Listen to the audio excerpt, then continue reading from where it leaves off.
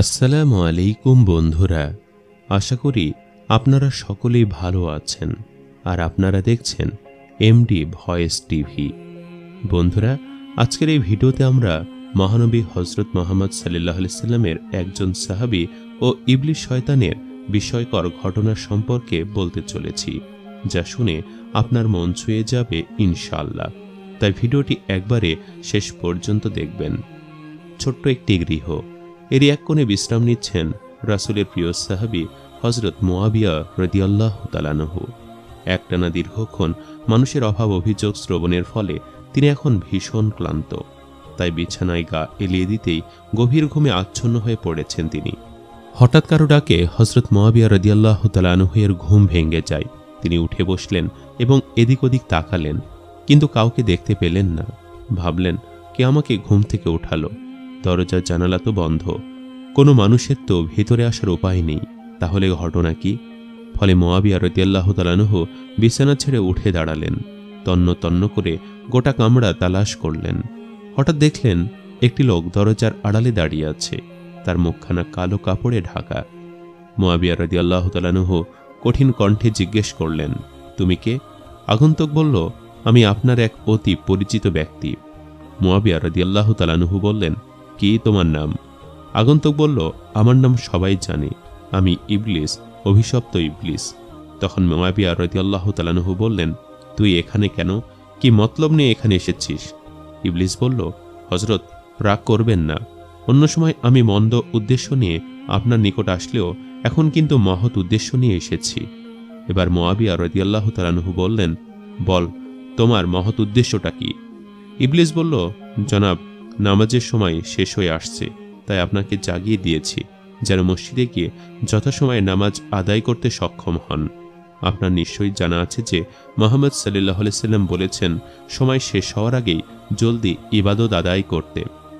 তখন মুআবিয়া রাদিয়াল্লাহু তাআলা আনহু বললেন, আমি এত বোকা নই যে তোর এ কথা বিশ্বাস করব। তোর কথা তো ওই চোরের ন্যায় হলো, যে ঘরে চুরি করতে এসে বলে যে আমি পাহারা দিতে এসেছি। সুতরাং তোর কথা সম্পূর্ণ মিথ্যে। যদি নিজের মঙ্গল চাস তবে সত্য কথা খুলে বল। ইবলিস বলল, মুহতারাম, আমাকে ভুল বুঝবেন না, আমিও তো একসময় আল্লাহর রহমতের সমুদ্র থেকে পানি পান করেছি, তার সন্তুষ্টির বাগান থেকে পরিতৃপ্ত হয়েছি। আজ কোনো এক কারণে তার অভিসম্পাতের পাত্রে পরিণত হয়েছি, তথাপি তার অনুগ্রহের দ্বার তো একেবারে বন্ধ হয়ে যায়নি। তাই এই অভিশপ্ত জীবনেও মাঝে মাঝে ভালো কাজ করে তাকে স্মরণের স্বাদ অনুভব করি, অন্তরের মণিকোঠায় শান্তি খুঁজি। তখন মুআবিয়া রাদিয়াল্লাহু তাআলা আনহু বললেন, কথাটি সত্য, তবে তোর বেলায় নয়, কারণ আজ পর্যন্ত তুই লক্ষ লক্ষ মানুষকে পথভ্রষ্ট করেছিস। মানুষের মঙ্গল তোর উদ্দেশ্য নয়। মনে রাখবি, কোনো প্রকার চালাকি কিংবা বাকপটুতা দেখিয়ে তোর শেষ রক্ষা হবে না। হে অভিশপ্ত, বল, তুই কেন এবং কি উদ্দেশ্যে আমাকে ঘুম থেকে জাগিয়েছিস? এবার ইবলিস শয়তান বলল, হযরত, আমার প্রতি আপনাদের স্বভাবগত বৈরিতা আছে। আপনারা আমাকে দু চোখে দেখতে পারেন না, তাই আমার কথা বিশ্বাস করতে পারছেন না। আসলে আমার কাজ হলো সৎ লোকদের সৎ কাজের দিকে এবং অসৎ লোকদের পাপ কাজের দিকে উদ্বুদ্ধ করা। এবার মুআবিয়া রাদিয়াল্লাহু তাআলা আনহু অত্যধিক রাগান্বিত হলেন।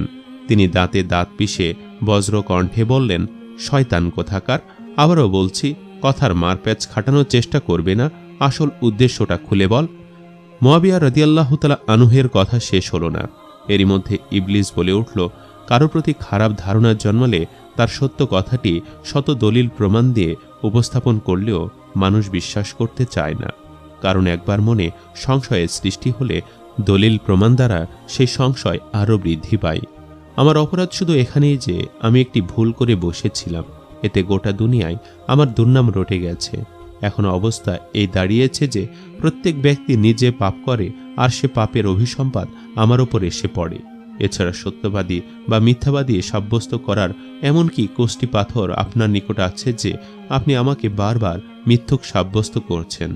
ইবলিস কিছুটা উত্তেজিত হয়ে কথাগুলো বলল। মুআবিয়া রাদিয়াল্লাহু তাআলা আনহু বললেন, হ্যাঁ, আমার নিকট সত্য মিথ্যা পার্থক্য করার কোষ্টি পাথর অবশ্যই আছে।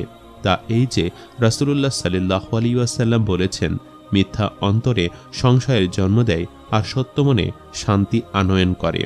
অর্থাৎ মিথ্যা মানুষের অন্তরকে অস্থির করে তোলে, শান্ত মনকে অশান্ত করে। দিল কিছুতেই তখন স্থির হয় না। পক্ষান্তরে সত্য কথায় অন্তরে স্বস্তি আসে, দিল শান্ত হয় এবং নিজে তা গ্রহণ করতে উদ্বেলিত হয়। হে বিতাড়িত শয়তান, আমি মহান আল্লাহর অপরিসীম অনুগ্রহে আমার চরিত্রকে কুপ্রবৃত্তির চাহিদা, লোভ ও হিংসা থেকে পবিত্র করে নিয়েছি। আমার দিল এ পরিমাণ পবিত্র ও আলোকিত হয়ে গেছে যে আমি সত্য মিথ্যার পার্থক্য করতে সক্ষম। হে অভিশপ্ত, জবাব দে এবং সত্য করে বল, কেন তুই আমাকে ঘুম থেকে ডেকে জাগিয়ে তুলেছিস? কেননা তুই মানুষের প্রকাশ্য শত্রু। তুই চাস প্রতিটি মানুষ যেন এমন গভীর ঘুমে আচ্ছন্ন থাকে যাতে তার নামাজ কাজা হয়ে যায়। এক পর্যায়ে এসে হযরত মুআবিয়া রাদিয়াল্লাহু তাআলা আনহু শয়তানকে শক্ত করে খুঁটির সঙ্গে বেঁধে ফেললেন এবং বললেন, এবার সত্য কথা না বলা পর্যন্ত তোকে ছাড়ছি না। শয়তান এবার বিপাকে পড়ে গেল। সে বাধ্য হলো সত্য কথা বলতে, কেননা এতক্ষণে তার সকল প্রকার ধোঁকাবাজি ও ছল চাতুরির মুখোশ উন্মোচিত হয়ে গেছে। সে বলল, দেখুন জনাব, আমি আপনাকে এজন্য ঘুম থেকে জাগ্রত করেছি যেন আপনি জামাতের সাথে নামাজ আদায় করে আশ্বস্ত হন এবং এই ভেবে মনে মনে তৃপ্তি অনুভব করেন যে আমি ফরজ নামাজ আদায় করতে পারলাম। নতবা আপনার অভ্যাস আমার ভালো করে জানা আছে যে যদি ঘুম কিংবা অন্য কোনো কারণে আপনার এক ওয়াক্ত নামাজও ছুটে যায়, তাহলে সমগ্র দুনিয়া আপনার সামনে অন্ধকার হয়ে আসে। সীমাহীন পেরেশান ও অস্থির হয়ে পড়েন আপনি। এমনকি এর জন্য আপনি অনুশোচনার আগুনে দগ্ধ হয়ে এত বেশি কান্নাকাটি ও অশ্রু বিসর্জন দেন যা আপনাকে সময় মতো নামাজ পড়ার চেয়েও অধিক সম্মানজনক স্থানে উন্নীত করে দেয়। আর আপনি এত সওয়াব ও মর্যাদার অধিকারী হওয়াটা আমার একেবারে সহ্যের বাহিরে। কিছুতেই আমি এটাকে বরদাস্ত করতে পারি না। তাই আমি আপনাকে ঘুম থেকে জাগিয়ে তুলেছি। নইলে নামাজ আমার সহ্যের বস্তু ছিল কোন কালে যে তার জন্য আমি আপনাকে জাগিয়ে তুলব। ইবলিসের এ বক্তব্য শুনে হযরত মুআবিয়া রাদিয়াল্লাহু তাআলা আনহু বললেন, হ্যাঁ, এবার তুই সত্য কথা বলেছিস। বাহ্যিকভাবে তুই আমাকে ভালো দিকে আহ্বান করলেও তোর উদ্দেশ্য ভালো নয়, তোর মতলব খুবই খারাপ। তুই চাস আমি অনতপ্ত হৃদয় নিয়ে আল্লাহর দরবারে যেন হাজির হতে না পারি এবং চক্ষুদয় থেকে অনুশোচনার অশ্রু ঝরাতে না পারি। কারণ মুমিন ব্যক্তি অনতপ্ত হয়ে যে অশ্রু বিসর্জন দেয় তা আল্লাহর দরবারে তাকে অধিক সম্মানের আসনে অধিষ্ঠিত করে, আর তোর জন্য তা দেখা দেয় অত্যধিক মর্মজ্বালা হয়ে।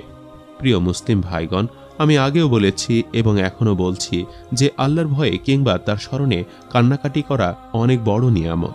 বড় ভাগ্যবান ওই সমস্ত ব্যক্তি যাদেরকে আল্লাহ তাআলা এ নিয়ামত দান করেছেন। হাদিস শরীফে আছে, যে ব্যক্তি আল্লাহর ভয়ে ক্রন্দন করেছে সে ওই পর্যন্ত জাহান্নামে প্রবেশ করবে না যে পর্যন্ত দুধ স্তনের মধ্যে পুনঃ প্রবেশ না করে। অর্থাৎ দুধ স্তনের মধ্যে প্রবেশ করা যেমন অসম্ভব, তেমনি তার জাহান্নামে প্রবেশ করাও সেরূপ অসম্ভব। আর এক হাদিসে আছে, যে ব্যক্তি আল্লাহর ভয়ে কেঁদেছে, এমনকি তার চোখের এক ফোঁটা পানিও মাটিতে পড়েছে, কিয়ামতের দিন তাকে কোনো আযাব দেওয়া হবে না।